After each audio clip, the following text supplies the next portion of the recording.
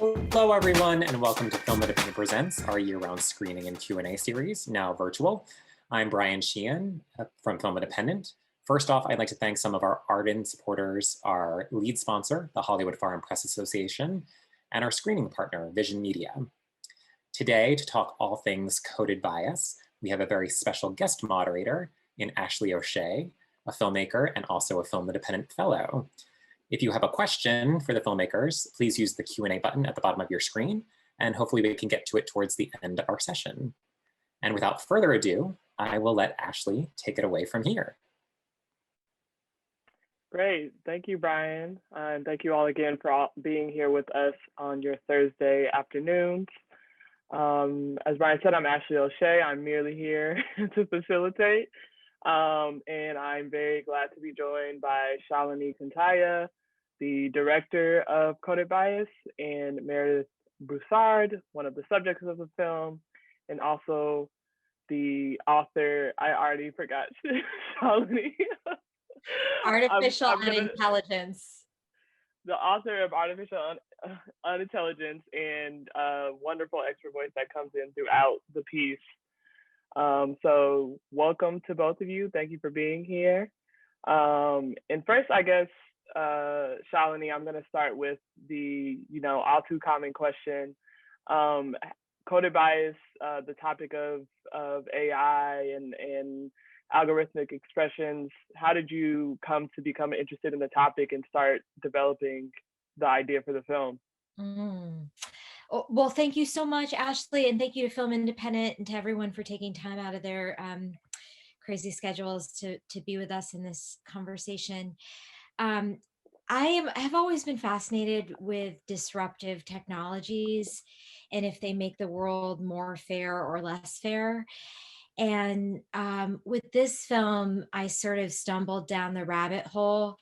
I discovered the work of Cathy O'Neil and a book she wrote called Weapons of Math Destruction, and saw a TED talk that Joy Baldwin did, and then read Meredith's amazing book, Artificial Unintelligence, and Safiya Noble's book, Algorithms of Oppression, and Virginia Eubank's book, Automating Inequality. And what I found was sort of this dark underbelly with the technologies that we interface with every day.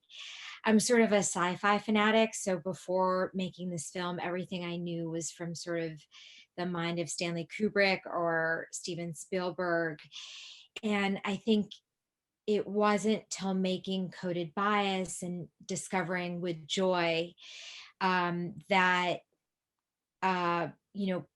facial recognition that isn't on a shelf somewhere that's already being sold to law enforcement is racially biased, has gender bias. And also, quite with Joy, kind of go on this journey of figuring out how that bias is not just in facial recognition, but in so many other technologies. And I think I didn't really understand until making this film that AI is already deciding who gets hired, who gets health care, who gets undue police scrutiny. And through Joy's research and through other research in the film, you realize that we're outsourcing our decision-making about human destiny to these machines that haven't been vetted for racial bias or for gender bias, or that they won't discriminate. And sometimes not even for some common standard of fairness or accuracy. And I think in the making of this film, what I realized is that this is one of the biggest civil rights issues of our time, and that that actually the danger in these technologies is that we could actually roll back 50 years of civil rights advances with the wrong assumption that these AI systems are neutral. That's awesome. I especially love the point. I'm going to come back to your point about kind of like the different films that inspired the aesthetic. But first, Meredith, I want to ask you, throughout the piece, you do a lot of, you talk a lot about kind of projecting into the future and mapping into the future of AI. There's even early in the film, another subject, Joy, talks about how the past dwells within our algorithms. So I'm kind of wondering, with the research that you have done on this topic, how you kind of find that balance between how the past and data, how that all informs our current experience, how you help to create that, maybe not optimism, but just kind of with your research, how you hope that influences the future of AI. Well, that's a good question. So first of all, thank you for having me today. And in terms of my research, I think that I think one of the things you're asking is, how do you stay positive? How do you stay hopeful in the face of Yeah. all the awfulness that that Shalini so elegantly explores in the film? How do we look at something like facial recognition technology used in policing? How do we look at that and know that it is racially biased, that it's going to be used to profile police and punish poor and minority communities? And I would say that some days it's easier than others to look at what's going on, to look at the bias embedded in AI systems, and to be hopeful about a different future. But one of the things that that I really care about, and that I hope that it came through in the film, is the idea that we have these ideas about AI that are imaginary, that come from Hollywood, and the reality of AI is quite different. So we imagine that AI is the Terminator and is, you know, self-driving cars that are going to take us to work on demand, and all of the really fun things from sci-fi movies. But that is totally imaginary. What we have that's real about AI is that it's just math. It's very, very complex and beautiful math, but it's just math. And it's created by people, and people have unconscious bias, which, you know, we all have unconscious bias. We can't see it because it's unconscious. And people embed their biases in the technologies that they create. So we shouldn't rely on technologies that are created by a small and homogeneous group of people to make decisions for us. As Shalini said, this is the civil rights issue of our lifetime. And one thing we can do is we can just stop. And we can say, do we need to use this technology? We can evaluate, is this the right tool for the task? And if it's not, we just don't use it. That brings up a lot of thoughts for me, especially how I feel like throughout the journey of the film, you know, we're kind of moving towards this advocacy in Congress and beyond to rethink who is in control of these algorithms, because as we see in the film, a lot of it is based on it's based on the experience of who is creating it. So we have to, you know, be cognizant of who those actors are if it's going to be something that's going to be a widespread technology. Shalini, I'm also wondering, you talked a bit about your influences, Stanley Kubrick, and, you know, of course, the Space Odyssey, and even Meredith brought up the Terminator. And I really enjoyed that aesthetic throughout the film, how you kind of integrated that into the overall piece. What was your, what inspired that approach beyond what I've already brought up? And yeah, just kind of like your artistic expression, how you came to that.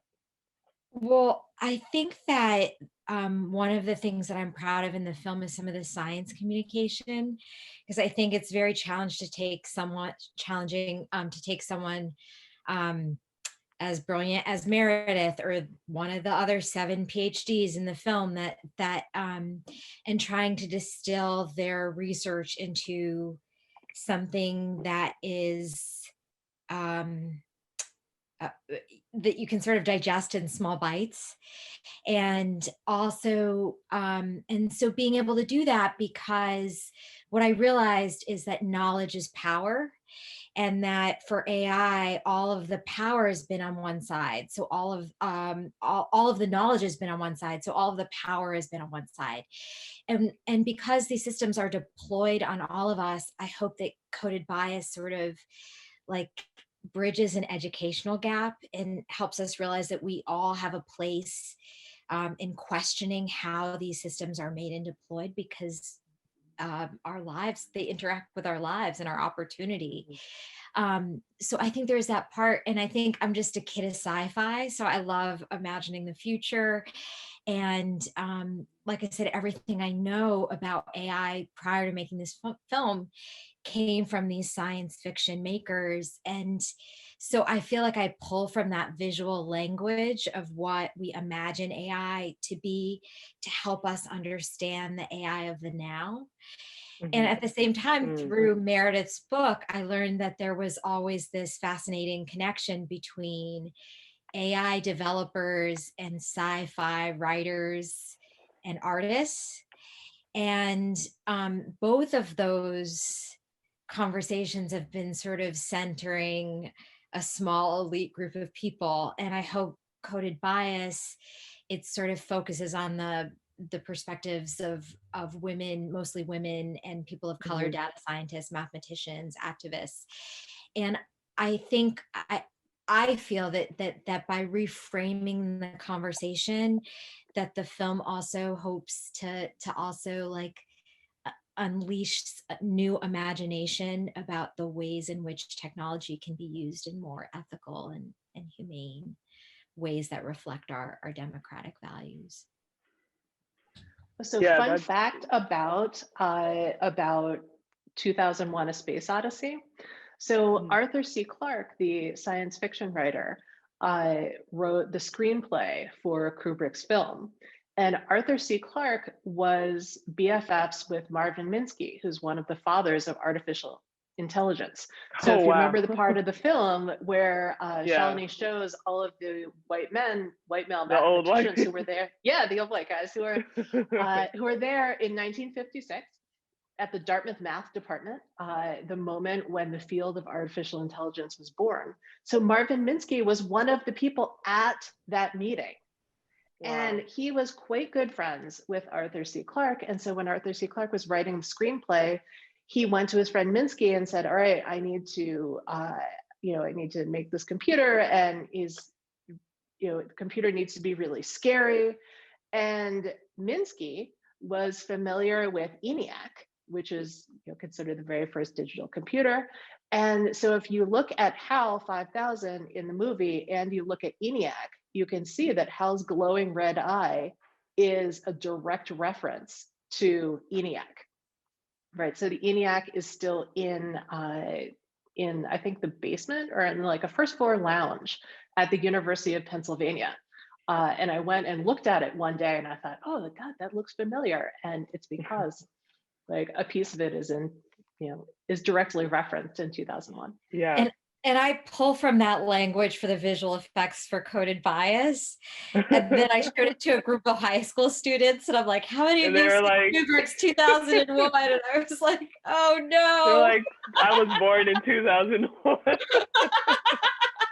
Not even. I know how earnest you were about it. That's still no excuse.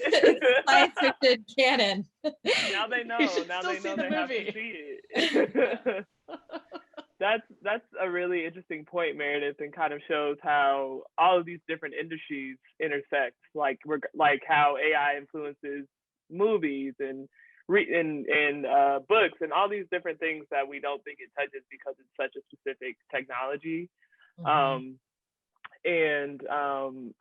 kind of had I guess I kind of started with the optimistic question for you, but now I have a darker question from your point. Just because of just kind of talking about the inevitability of the algorithm, because it surrounds us in everything that we do, even if you are a more ducked off person who doesn't have social media apps or an Echo in your home and all these different things.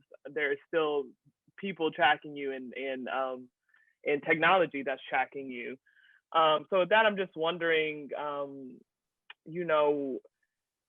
how do we, is it just a matter of really starting to think about who is controlling and leading this conversation, or are there other ways, kind of like on a grassroots level, that we can kind of approach and fight back against the privatization of the algorithm, and how it's constantly everywhere that we go, regardless of how we may independently try to avoid it? I'm so glad you pointed out the fact that even if you individually try and avoid the system by, say, not using social media or by using paper checks instead of electronic payment systems, you're actually still getting tracked. So I think that's a really important point. People imagine that individual action is going to be enough. People imagine things like, okay, if we all go around wearing anti-facial recognition makeup, or hats that thwart surveillance technology, then we're going to be able to make a difference. And it's not true. We need a combination of individual action and policy changes. The policy changes do not have to be complicated. One of the things that we could do is we could look to Cathy O'Neill's work, and we could audit algorithms. We could create an FDA for algorithms, or we could simply insist that tech companies adhere to existing regulations. So, for example, we could look at every automated system and say, all right, does it comply with ADA rules? If there is a facial recognition system being used in hiring, well, is that actually going to reject anybody with non-normative facial features? Is it going to reject, if the hiring system is doing auditory analysis, is it going to reject anybody with a thick accent or a speech impediment, right? So we can just think about, all right, how would this technology violate existing laws? And if it doesn't conform, then we don't use it. And for me, I think a lot of it is about education and people understanding that data rights are civil rights. I feel like people a lot of times talk about this stuff around privacy, and sometimes I check out around the word privacy. I think the more accurate term is invasive surveillance, and the kind of information that these companies can have can be so pervasive. And I think that the closest thing that I see is what the Europeans have with the GDPR, because they have some framework of thinking about data rights as human rights and understanding them. Because I feel like Coded Bias is an incredibly hopeful film, because it follows all of these people, and not just data scientists and mathematicians, but also, Trinae Moran, a Brooklyn resident whose landlord tries to install facial recognition, and she didn't even know what biometric data was. And yet she started to organize with her neighbors. She knew she didn't want this kind of invasive surveillance. The company was putting in for free, but we didn't know what they were doing with all of that biometric data of all those residents. And they fought back successfully. And not only did they stop their landlord from installing facial recognition, but they also inspired the first policy that would protect other housing residents against the same kind of invasive surveillance. And so, I feel like I'm also hopeful because, as the cards indicate at the end of the film, there was like this sea change that we never saw possible when Microsoft, IBM, and Amazon all changed their policy of selling facial recognition to law enforcement. And that was brought about both because of some of the brave research of people like Joy and Timnit and Deborah in the film, and also engaged people in the streets who were making the connections between invasive surveillance that's racially biased, this kind of technology, and sort of um, the inherent value of Black life in communities that are over policed, Hmm. and sort of Hmm. making those connections. At that time, it was the timing of that decision was June of 2020. And so that to me signaled, and that was sea change that we never thought possible. And I think that Hmm. the fact that that can happen shows that the cement is still wet in these technologies, and we can Yeah. still have a chance to sort of um, let our voices and our values be heard, Hmm. and in print, create some rules, some basic rules of Yeah. some governance of these big tech companies. And with coded bias, um, there were things that I had to go to the UK for because there was no transparency here in the US. Like, I could only sort of film real police use of real-time facial Hmm. recognition in the UK, in London, because there's some governance there. There's some transparency. They allowed human Hmm. rights observers, versus here in the States, a lot of these technologies are being used in secret. There Hmm. was the Detroit man who was stopped and held for 30 hours in a cell, arrested in front of his friends and his neighbors and his family, held for Hmm. 30 hours, never asked for his ID, because of it came out later, facial recognition. And in spite of that, the Detroit Police Department persists use of this technology, often in secret.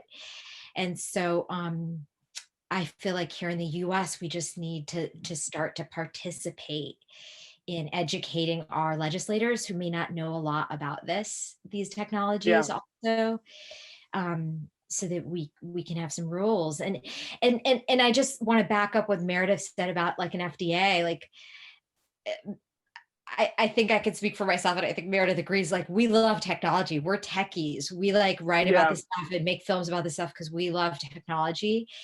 And I've learned in the making of Coded Bias that there are other ways that technology can work instead of this like invasive Mm. surveillance capitalism Hmm. model. But we have to sort of have some rules in place so that we can create new innovation. Hmm. I think that also really shows that I think there's a misconception that technology makes decisions for you, or that there's like a inevitability to it that you can't avoid. So even for me, like for the longest time, I didn't upgrade my iPhone to the one with like the facial recognition because I didn't want I didn't want anyone having access to, like, I was already like, I did the fingerprint. I don't want to upgrade to the facial level. But to your point of just like how the tenants in your film, began to do their own research, and then they informed the landlord of this decision, and now it's moving up to a level of policy because of the way that the information was disseminated. That goes to show you that they can make those adjustments but they're not oftentimes going to do it without the people power behind it. So how it's really a grassroots organizing type situation that can bring about some of these shifts in the way that we're talking about our technologies. You brought up having to go to the UK and other locations. I had a question just about kind of your decision, where you kind of have these moments where we're in China or the UK and all these different locations and how they're looking at their technologies. Your just decision to make this a very global story, or maybe it wasn't a decision, maybe it was a thing you had to do. But yeah, I'm just curious kind of how the story led you to these different locations. Well, I tend to be someone who thinks about things from different global perspectives, but I think in this case, I was especially fascinated by these different approaches to data protection. You have Mm-hmm. like the sort of vignette in China, which is like sort of like a Black Mirror episode inside of a documentary, but where you sort of see what happens when authoritarian regime has unfettered Mhm. access to data, and something like facial recognition is matched with a social credit score, and you're being scored not just on your behavior, but on your friends' behavior and who you associate with. And that becomes what Kathy O'Neill refers to so poignantly as algorithmic obedience training, which I think is Mhm. just kind of a brilliant, I think it's a brilliant term.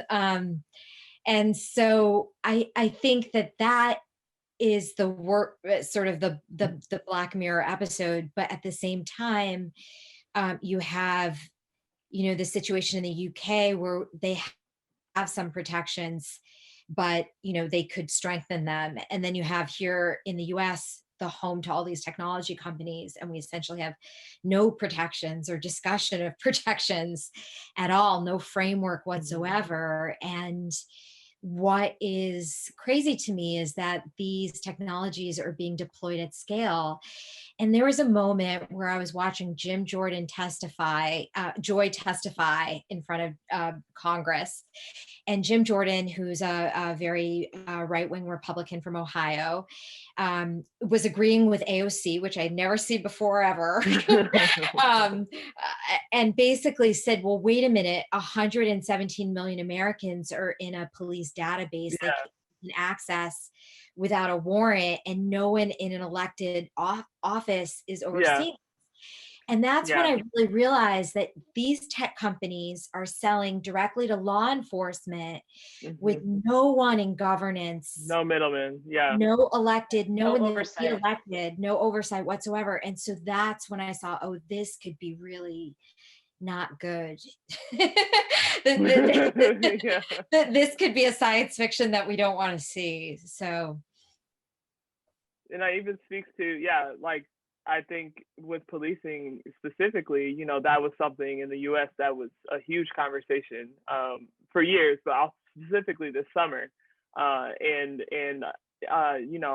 just made my film about the movement for Black Lives, and there is so much education within movement spaces about facial recognition by law enforcement, kind of just like general protections that you or precautions that you should take if you're going into a public space where there might be police presence, because they can access your information with no sort of oversight, which is, like you said, is just bizarre. Like how did Amazon get this direct contact?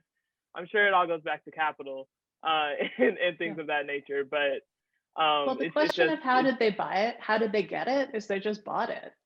Like yeah, one of the things that we need that we need better legislation around, as Shalini said, is data privacy.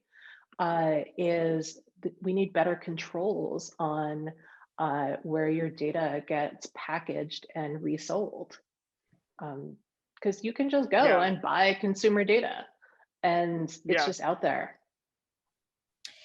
and it also is, has to do with laws around, misinformation. Like there are more sort of laws that govern all of our behavior. Meredith, as a Mhm. journalist, and you and I as documentary filmmakers, there are more laws that govern our conduct, and what we can say in our speech than govern Facebook or these other technology companies. And I think that that also, if we want healthy democracies, we've got to have some, I hope, some baseline commitment to facts. Mhm. Do you, I guess for both of you, do you foresee that on the side of the technology companies? Do you see that being an adjustment that they will be willing to make? I mean, I know this summer Amazon and IBM made that shift, but if I remember correctly, they said for a year, and they didn't. It wasn't a promise, indefinitely. So Well, IBM said that they were getting out of the facial recognition game. They would not sell deploy research. They were done. Um, Microsoft said that they would not sell to law enforcement facial recognition, and Amazon said they would press a pause for a year and I'll pause. Okay. and revisit. So that did change. I mean, I think that really it is up to us. Like when that there's no way that we can sort of predict the future of how these technologies are going to be used. what I think is that I hope films like Coded Bias will be part of educating people and empowering people to have these kinds of conversations and and figure out what values we want to see in our technology, and that we start to have some governance around these technologies. But I personally think that as long as that it's up to big tech, there's a problem in our democracy. Hmm. It shouldn't just be up to them whether they get to use whether they get to sell like racially biased invasive surveillance technology to the FBI and to ICE. That shouldn't just be up to them. Like Yeah. someone Yeah. else should have some say in whether that happens. Exactly. Yeah, Self-regulation has been the norm in tech companies since the beginning of the internet era, and they've done a terrible job. If you look at what happens with Facebook, every time Facebook gets busted for doing something illegal or unethical, they say, "Oh, we're so sorry. We had no idea this was happening. We'll do better next time," and then they don't. Right. So you look at the Mhm. work of people like Julia Angwin's organization, the Markup, where they go and they audit Facebook for, is Facebook showing discriminatory job ads to people? Yes. Is Facebook discriminating against people with housing opportunities? Yes. Is Facebook, or is Amazon selling material that's illegal, or trafficking in endangered animals? Yes. Like all the things that you can think of that are totally obvious are just there. Like it doesn't take Mhm. that much digging. So self-regulation is clearly not working. So we need more government regulation by every government on earth. Right. So this is one of the reasons that I'm very excited that the conversation is starting to happen around the use of Mhm. facial recognition in policing, and also the conversation about reforming CDA Section 230, which has been a shield that social media companies have used to claim that they bear no editorial responsibility for what happens on their platforms. But abdicating that responsibility has been disastrous for democracy. So clearly we need to Mhm. do something different. I have a couple more questions, but I wanna go to a couple of the audience ones. Paul asked, he found the woman that you followed in China, her willingness to allow technology to take over certain functions of her life, especially chilling in these QAnon times. How did you find her and get her to agree to the segment? Well, I think that it helped that she speaks in support of facial recognition and how convenient it is. And I think it is chilling because to me, it's not that that's happening in a galaxy far, far away. It's sort of like it's right here. It's like we're a little of that person who's like, oh, what do I have to lose? It's so convenient. Let me just click this. I get a car. I don't think about like what is happening. And I think to me, I think that's what's so chilling is that she looks like one of us. She looks sort of counterculture. She's a skater. And I think also in China where there's no freedom of press, I think it would have been dangerous for someone to speak out against the facial recognition Mm. system. And I think it's actually helpful. It probably was less, that's who we were able to get speak on camera, was someone who was actually supporting sort of that system. But that is to say that it likely would have been dangerous for someone to speak out against facial recognition currently living there. Another question, with the speed of this technology, with the speed of this technology is changing, do you think that you will make a follow-up within the next 2 years? I'm laughing because I'm also a filmmaker, so that's why I'm laughing. Because everyone wants you to do what you just did. I will say that this is subject matter that continues to inspire my imagination, and we'll leave it there. That is a great response. I'm gonna start saying that when people ask me if I'm making another film soon. Mike Zeller asks, what changes to Section 230 do you think would improve the situation? And do you share concerns it would hurt smaller platforms compared to big tech? I am not concerned, no. Well, it's basically saying that basically right now, 1 billion people get their news from Facebook, but yet because Facebook is considered a technology platform and not a broadcaster, they're not held to the same liable. So if Meredith says something, it maligns me on social media or vice versa, we can sue each other, but we can't sue Facebook for what was said on their platform. And until there is some standard of that, I feel like we'll continue to have misinformation. Like we've seen just recently with the last election, that we just have to have a common set of facts. So it's my hope that these technology companies will that we will push technology companies to and close the loophole in legislation. Because what I see happening is that technology is outpacing our rules around it. Mm-hmm. That reminds me of a moment in the film where we're talking about how, you know, humans kind of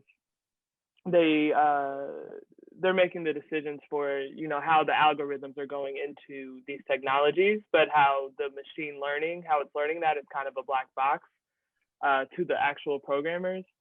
And it just made me kind of, I just was wondering like how much of it, you know, with even if we start to make these shifts on a local and federal government level around these technologies, and we start to see shifts in who is, you know, who is working in AI, what those identities look like, how much of it is just left up to the unknown of these systems and what we cannot see once we input that information? Well, I think that one of the things that we can do is we can audit these systems and we can look at how they behave. We know a lot about discrimination in the real world. We know that, for example, if you use a computer to predict students' grades, the students who go to poor schools are going to be predicted to get bad grades, and the students who go to rich schools are going to be predicted to get good grades, right? So we know how inequality works in the real world, and we can look at the computational systems and we can say, okay, are the systems making these same kinds of stereotyped decisions that prevent, say, social mobility in the real world, or you know, keep people of color being arrested at higher rates than white people, you know, these systems, like, is that happening in these computational systems? And if so, then, well, the computational system is no better and therefore is not an improvement, right? So it's pretty easy to look at these systems and say, okay, what's happening in them? Gotcha. In terms of their outcomes. Yeah. I think the way I've heard Joy talk about it too is that bias is like hygiene, that it's not like something that you do once and you're like, oh, I took care of that. You know, it's something that you actually have to do regularly, but actually keeps everyone healthier. But also I think there's something deeper, because I think that like often when I talk to technologists, there's this like, oh, we just need the perfect data set. We will create the perfect algorithm. And of course they should decide who gets the vaccine. And like, you know, for one, I feel like there's this trust that we have in these systems that we have to be suspicious of. And that we have to make sure we have a human in the loop. I was definitely suspicious when I'm like, no, I'm not sure if mathematical models should predict who should get the vaccine totally. I think some human, someone who has some sense of morals and ethics and empathy should make those decisions also. And sort of questioning what is artificial intelligence itself. And I think I question that in the film, is like, if a system doesn't have empathy or morals or ethics, like Meredith clarifies for us in the film, then like, is it intelligent at all? I'm of the belief that that is actually that's not an intelligent system. And then I think also that, with techies, they're like, it's just the data set will make the perfect algorithm. And I think that that is something I want to resist. That, to me, it's not making the perfect algorithm, it's making a more humane society. And sometimes that means not using an algorithm, as Meredith suggests. And so, to me, it's informing and engaging ourselves in these issues, and not leaving it to an elite few, of saying, oh my God, it's magic and it's going to solve everything, but actually understanding how these systems work so we can question them and make better collective decisions about how they're used. And I think that's something the film does really beautifully, because when a lot of people hear AI, they just they run to the corner and they're like, that's too lofty for my understanding. But it's really the educational piece that I think once people see how that is influencing and impacting their direct lives, that's how you start to ignite that kind of grassroots pushback around these technologies. Where I know we talked about the IBM, Microsoft, Amazon shift. Where do we stand in the current fight against these that we see in the film, with Joy going to Congress, and what ways can we just continue to support more less coded bias in these technologies? Well, thank you for that. I mean, I hope people will share the film and talk about it with their colleagues and at their dinner tables and with their kids. I hope that you can go to the codedbias.com website, and there's a take action page. And on that page, there's a reading list and links to books like Meredith's. And there's also a bunch of amazing organizations, including the ACLU and the Algorithmic Justice League and Mi Gente, and so many others that are doing fantastic work in this field that you can support. And there's a declaration of data rights as human rights on the website that you can sort of sign and be a part of. And that's all at codedbias.com. Amazing. Meredith, how can we support your work and follow you if you want to be followed? I would love to be followed. I am on Twitter at Mayor Broussard. As Shalini said, I have a book called Artificial Unintelligence: How Computers Misunderstand the World. And I would direct you to the Coded Bias website for resources. Other things you can do, check out the books of the folks in the film. Sophia Noble's Algorithms of Oppression, Virginia Eubank's book, Programmed Inequality, Cathy O'Neill's book, Weapons of Math Destruction. Joy is going to have a book coming out in a while. And Charlton McElwain's book, Black Software, I can also recommend, as well as Ruha Benjamin's book, Race After Technology. So there are lots of educational resources out there. If you want to get involved, there's the fight against facial recognition on the ground. Cities like Somerville have banned facial recognition. Shalini, who are the states who have banned facial recognition in policing? Just Vermont for right now. Yeah, so good job, Vermont. Good job also Portland and San Francisco, who are other cities who have banned facial recognition in policing. And if there is a cause that you really care about, think about the role of algorithms in that particular cause. If you care about environmental justice, for example, AI is really terrible for the environment. It uses way more resources to train an AI model than it does to, run a car. So AI is a really resource intensive process. It's not necessary. Maybe we should be using it less. So it's not just about facial recognition. It's about, hey, should we really be using AI at all? Or is this just another extractive technology that is weaponized against communities of color? Awesome. Well, we are at time, but thank you both again for lending your talent and skill to this ever important technology and conversation. As Shalini said, please follow the film, codedbias.com, and we will see you at the next one. Thank you. Thanks for having me. Take Thanks, care. y'all. Take care.